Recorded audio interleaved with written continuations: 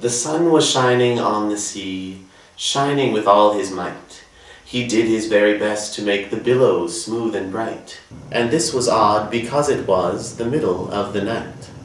The moon was shining sulkily because she thought the sun had got no business to be there after the day was done. "It's very rude of him," she said, "to come and spoil the fun." The sea was wet as wet could be, the sands were dry as dry.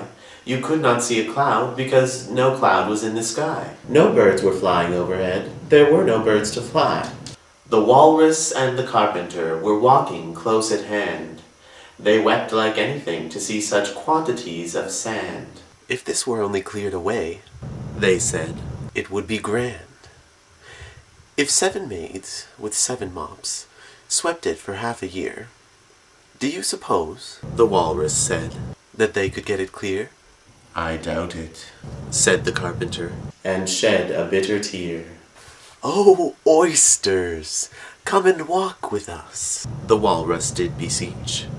"A pleasant walk, a pleasant talk, along the briny beach. We cannot do with more than 4, to give a hand to each." The eldest oyster looked at him, but never a word he said.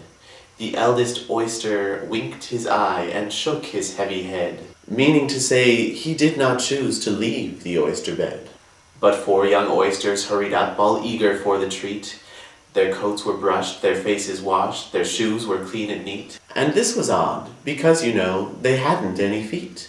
4 other oysters followed them, and yet another 4, and thick and fast they came at last, and more and more and more, all hopping through the frothy waves and scrambling to the shore. The Walrus and the Carpenter walked on a mile or so, and then they rested on a rock, conveniently low.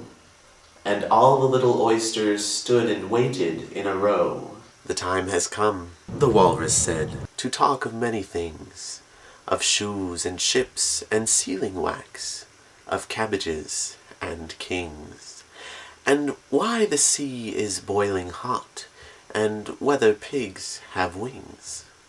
"But wait a bit," the oysters cried, "before we have our chat, for some of us are out of breath, and all of us are fat." "No hurry," said the Carpenter. They thanked him much for that. "A loaf of bread," the Walrus said, "is what we chiefly need. Pepper and vinegar besides are very good indeed. Now, if you're ready, oysters dear, we can begin to feed."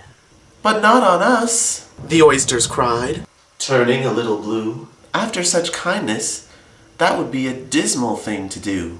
"The night is fine," the Walrus said. "Do you admire the view? It was so kind of you to come, and you are very nice." The Carpenter said nothing but, "Cut us another slice.